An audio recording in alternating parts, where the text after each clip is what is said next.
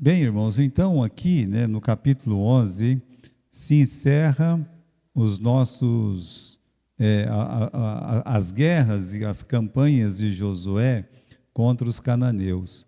É por isso que no final do capítulo ele começa a explicar, né, que não ficou nenhum, né, inclusive os gigantes, ou seja, os anaquins, todos eles foram exterminados e ficaram lá num pedaço bem estreito, né, que é a planície da Filistia, e ficaram lá com os filisteus. Mas mostra para nós, irmãos, que quando Deus, Ele diz que Ele vai fazer, Ele faz. Se tem uma coisa que a gente tem que entender, é que Deus, Ele nunca deixa o serviço incompleto. Quando Ele fala que Ele vai fazer, Ele faz. O que a gente tem no capítulo 11? A vitória de Israel sobre os reis do norte.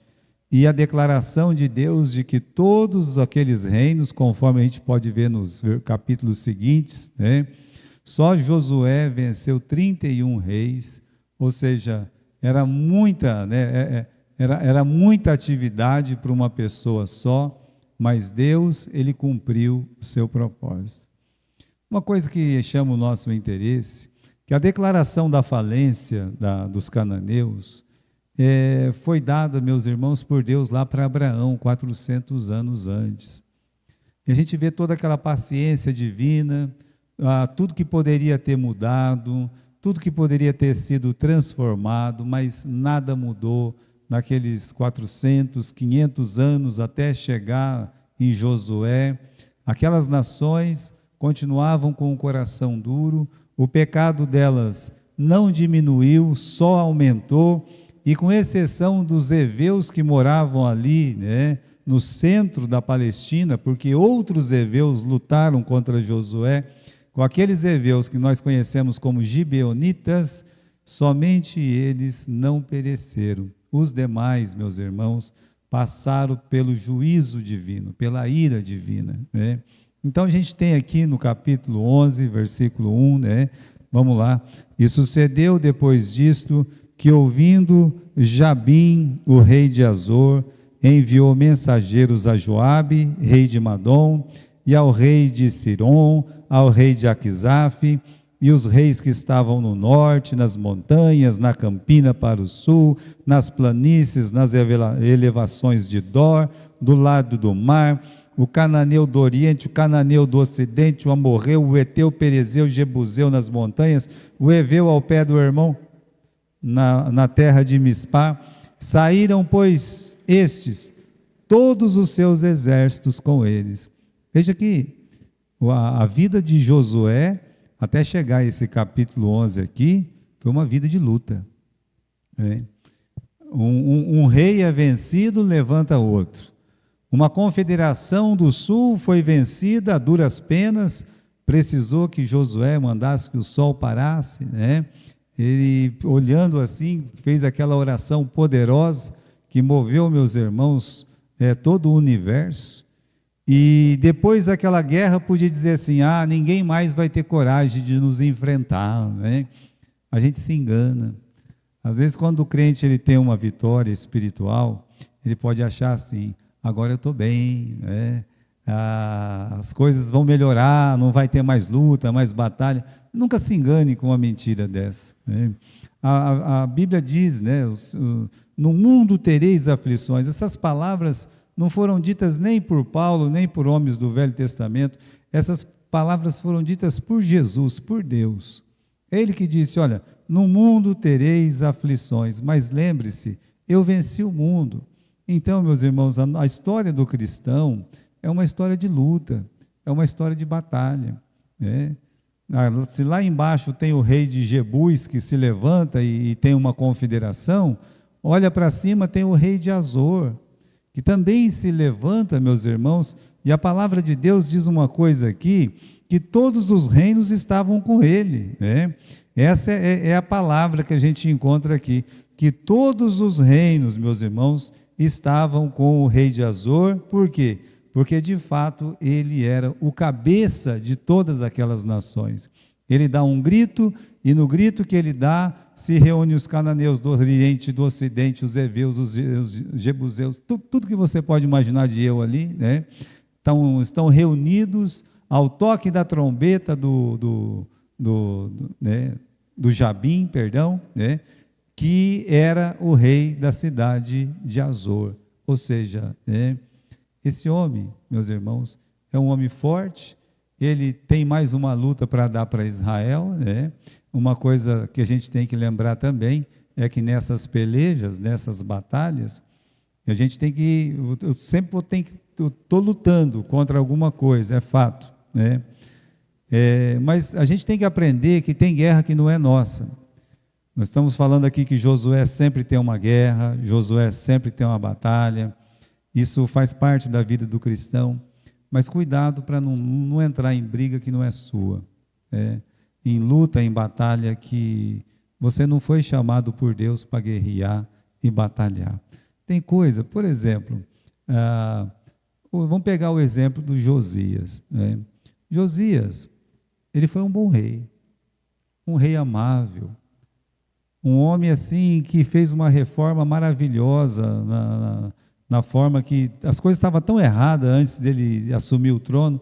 Ele assume o trono, ele começa a colocar tudo certinho no lugar. Aí acontece que tem uma batalha, né? O rei do Egito sai para lutar, meus irmãos, né, com os assírios lá. E é uma batalha, uma guerra muito grande. E Israel está no meio. E aí o rei do Egito sobe, o faraó Neco sobe para ir lutar uma batalha lá em Carquemis. E o Josias entra no meio. Você não vai passar aqui não. Aquela não era uma batalha dele. O faraó disse, olha, essa guerra não é sua, né? Eu não vim lutar com você. Eu estou indo lutar lá na frente. Mas para ir lá na frente, você tem que passar por cima de mim. Veja, queridos irmãos, né? Como é que vai passar por cima, né? Vai passar. Agora, o que aconteceu? Ele foi lá, passaram por cima dele, com certeza, né? O faraó Neco matou o rei Josias e ele morreu numa guerra que não era dele. Então, quando você estiver numa batalha, eu acho que é uma boa pergunta para você fazer. Essa briga é minha? Sabe? Olha, o Abraão, ele foi lá e lutou contra 4 reis para livrar o sobrinho Ló, porque ele achava que a guerra era dele, e era dele, porque era sangue dele.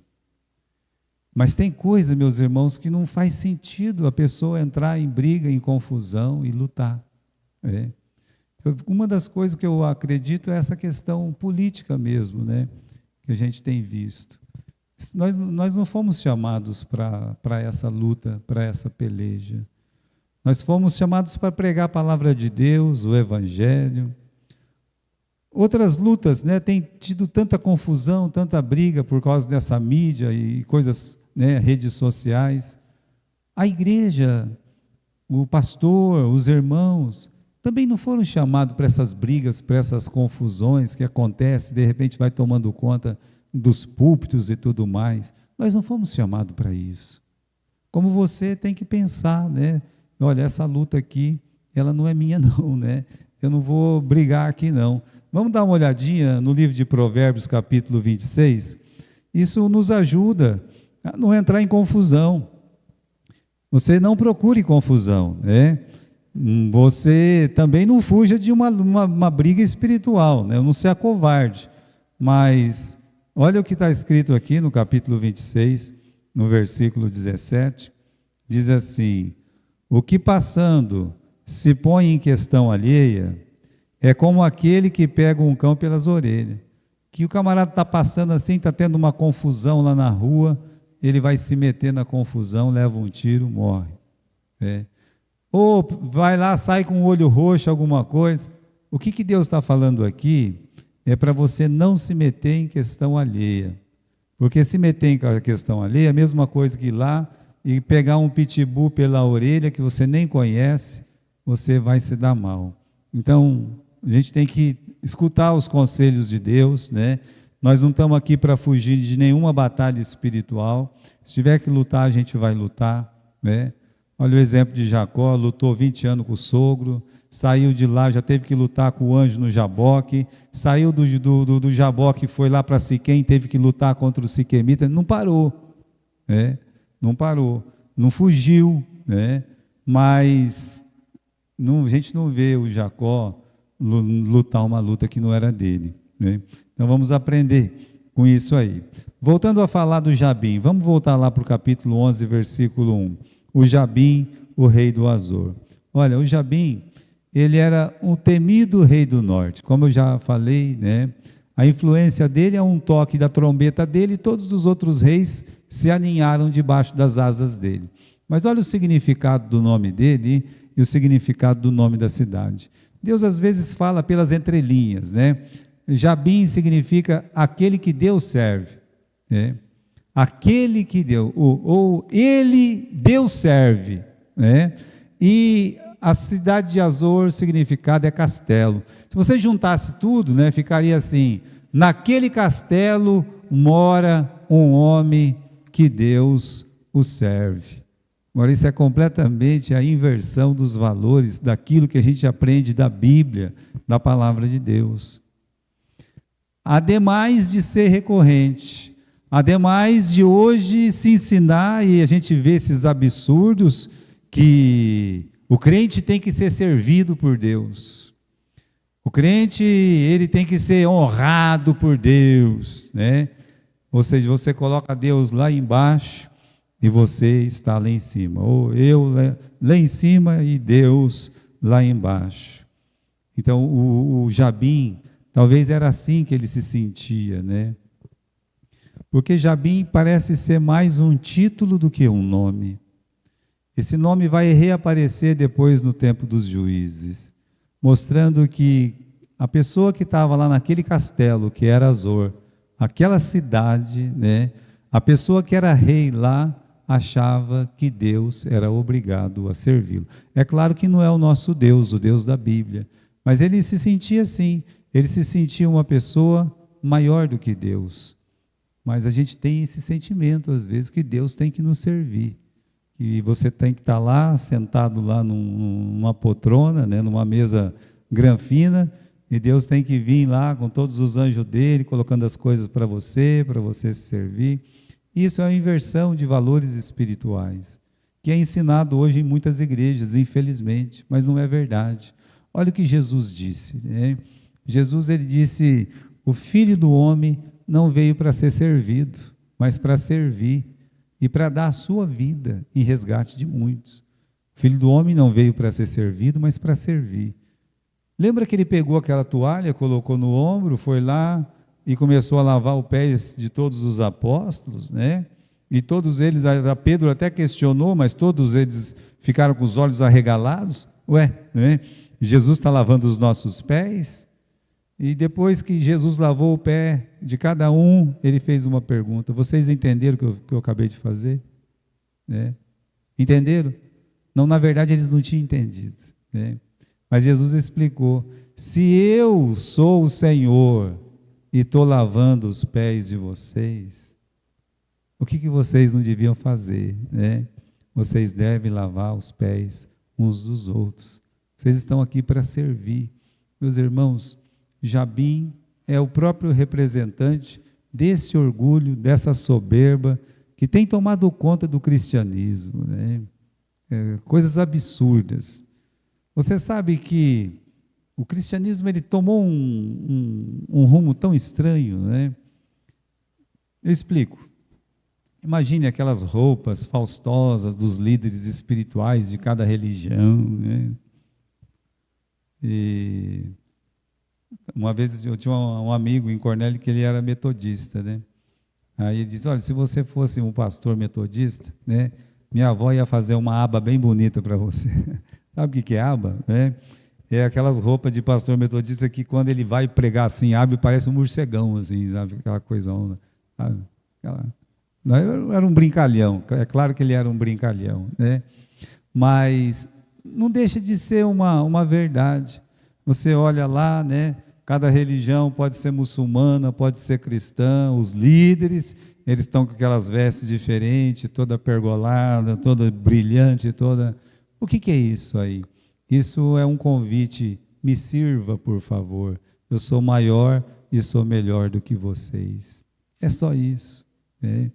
Então, irmãos, o Jabim não era crente, mas se ele tivesse hoje por aqui, ele tinha um lugar em alguma igreja por aí, não é verdade?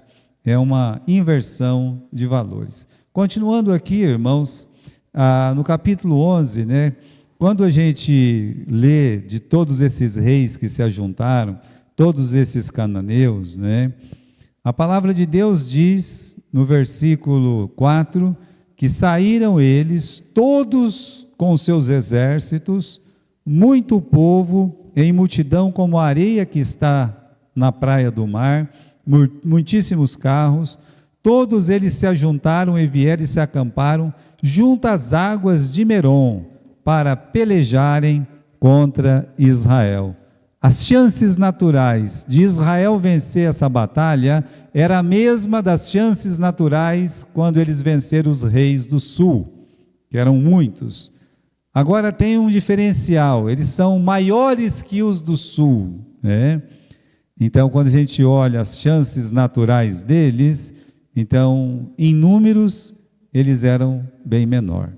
Aí você pode olhar, né, e pensar assim, tem muitos reinos ali juntos, né, e a própria palavra de Deus diz que o efetivo, muito mais soldado, né, o que isso quer dizer? Quer dizer que o povo de Israel estava lá, com alguns milhares, é verdade, mas quando eles olhavam para o outro lado, a palavra de Deus diz que era como areia da praia do mar. Tinha tanta cabeça lá, tanta gente.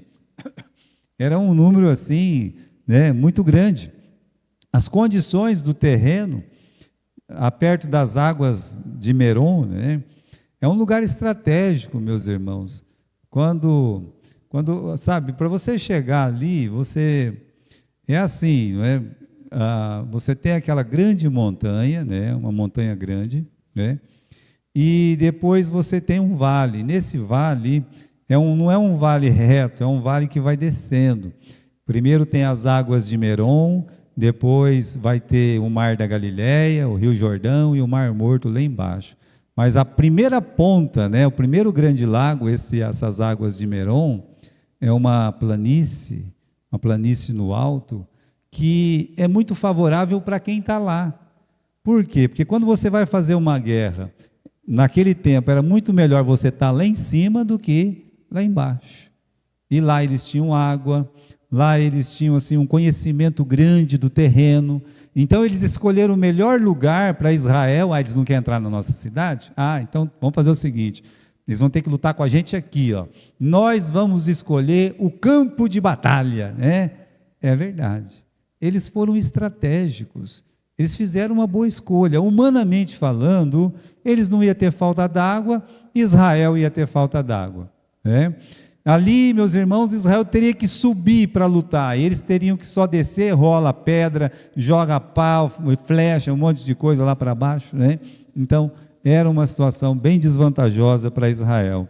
E pelo poder das armas, no capítulo 4, né, no versículo, capítulo 11, versículo 4, lá no fim, disse que tinha muitíssimos carros e cavalos. Mostra um poder bélico que Israel não tinha. Israel não tinha nem carro e nem cavalo. Assim, há relatos, né? Há relatos de que quando os espanhóis eles começaram a lutar contra os astecas, contra aquele povo lá, uma das vantagens que eles tiveram era justamente os cavalos. Porque eles não tinham assim como lutar com aqueles cavalos, porque eles, né, eram tão inocentes que o camarada vinha com aquele cavalo lá e passava por cima deles, eles ficavam na frente, coragem. Em vez de sair da frente, ir numa árvore, né, jogar uma pedra, alguma coisa, queria mostrar que o índio era corajoso e morria mais fácil. Então, eles tinham armas que na época eram as armas poderosas, né? Por isso, aqui, irmãos, as chances naturais estavam contra o Israel de Deus. E tem uma outra coisa aqui. Satanás sempre tem um Golias para ficar mostrando para a gente. Você mata um, aparece outro. Olha o Josué, matou quase todos, só deixou um pinguim lá embaixo lá. Foi daquele pinguim que saiu quem? Que saiu o Golias. Já pensou? Golias de Gate.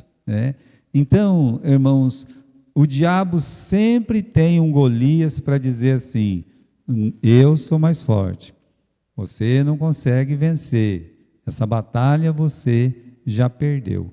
Então aqui no capítulo 1, não é nem aqui, é em Josué, capítulo 1, versículo 19, para você ver como é que carro e cavalo assustava.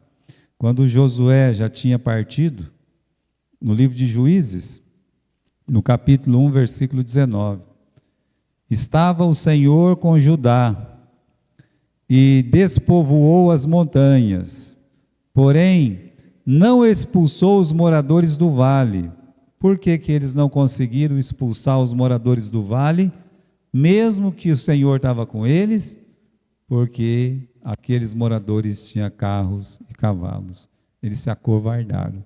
Então, irmãos, aqui está, as chances naturais estavam contra o Israel de Deus. Ele sempre tem um Golias para nos mostrar, mas aí vem a pergunta, aqui, de quem é a vitória? De quem é a vitória? Nunca vamos esquecer isso, a vitória é sempre de Deus. Que lado que vai ganhar? Deus. Vence o mal com o quê? Com o bem. Olha, pastores estão fazendo um mal muito grande para mim, fizeram isso, fizeram aquilo. Se você só tem que citar esse versículo, meu irmão ou meu amigo: vence o mal com o bem. Olha os demônios, calma lá, é 1/3, 1/3 é menos que 2/3, não é verdade? Só de anjo já perde, entende? Então, meus irmãos, está ali, Deus olhando.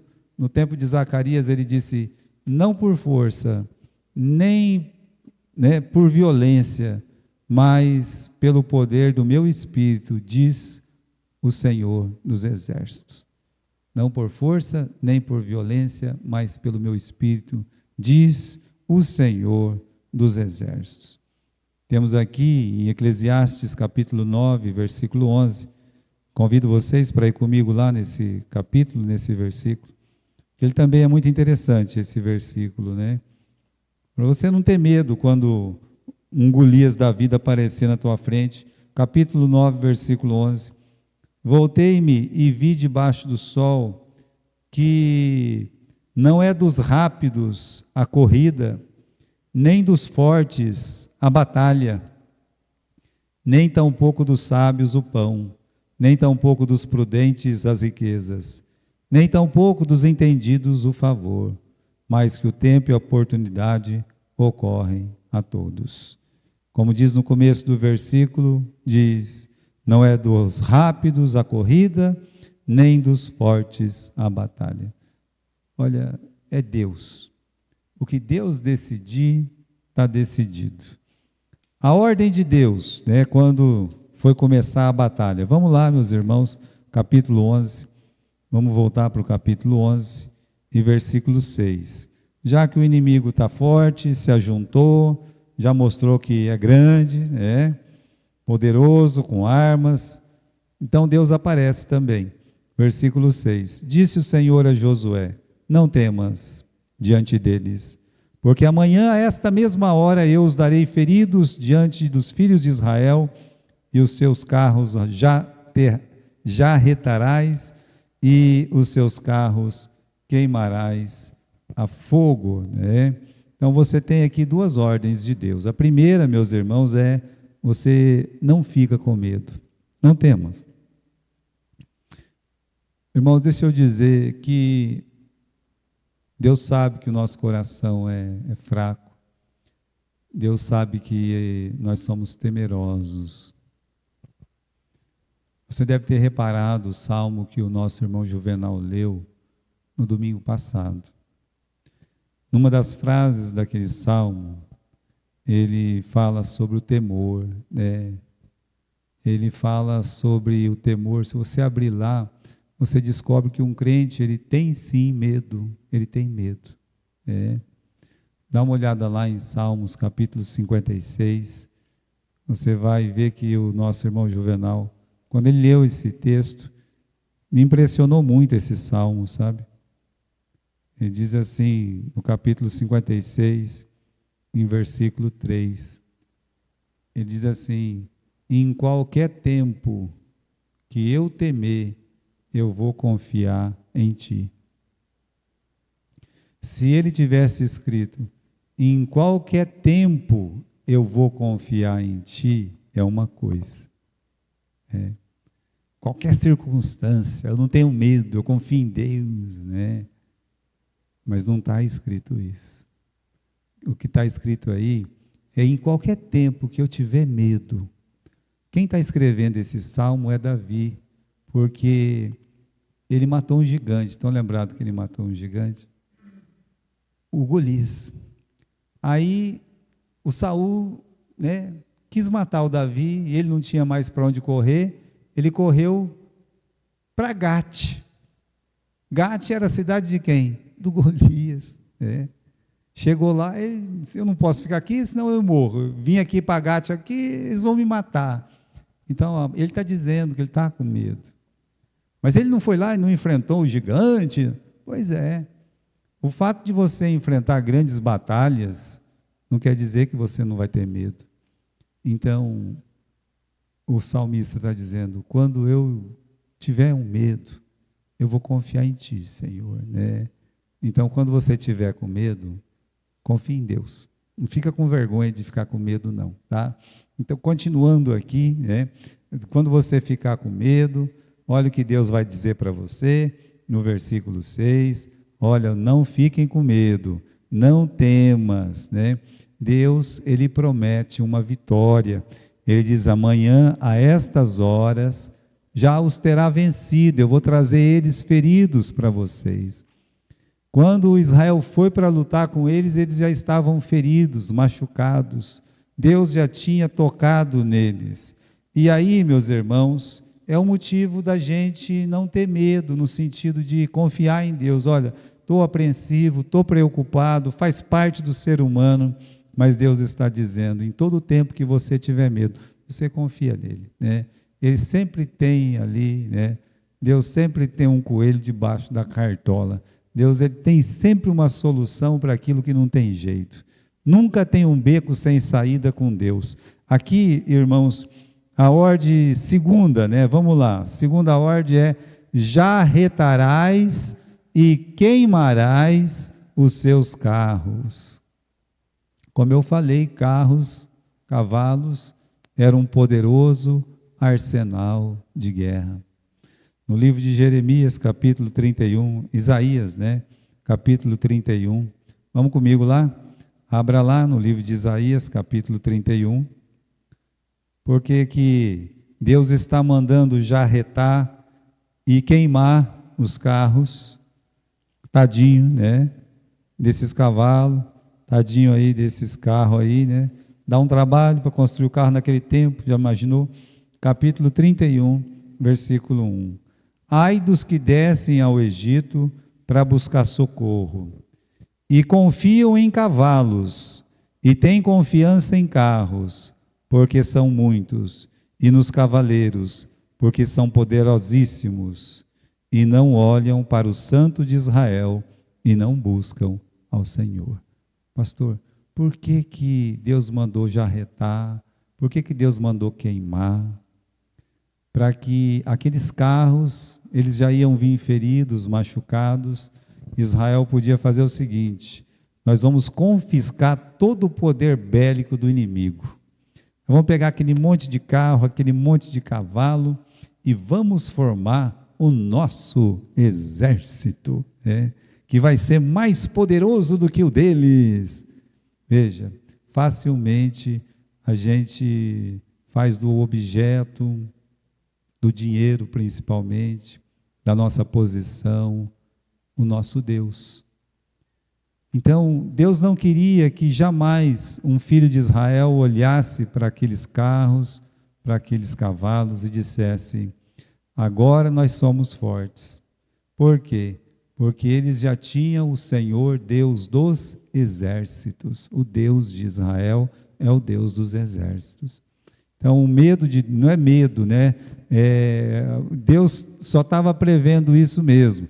Israel corria o risco de tomar aqueles carros e cavalos e passar a confiar no carro e no cavalo, como está aqui no capítulo 31 de Isaías, né? Os reis iam lá no Egito comprar cavalo, alugar cavaleiro, né? Para poder, meus irmãos, vencer as batalhas. O povo de Deus nunca, jamais precisou disso, porque ele tem o Deus Todo-Poderoso. Facilmente adotamos métodos e armas mundanas. É uma pena, né? Às vezes a gente faz isso dentro da igreja. O que é bom lá para o mundo, a gente vem e coloca dentro da igreja, mesmo sabendo que isso não agrada a Deus.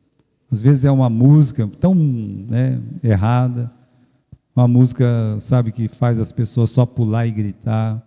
Às vezes é um método mesmo, né, um método bem carnal, e a gente acha que está na grande vantagem. Não tem vantagem, não tem.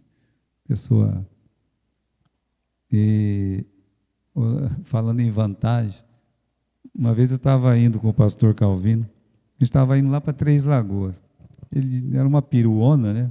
E perua não anda correndo na estrada, né? Mas aí tinha um carro, né, naquele tempo, um carro importado, era muito mais do que é hoje, né? Querendo passar e se espremeu todo, passou, quase que bateu na gente lá, né?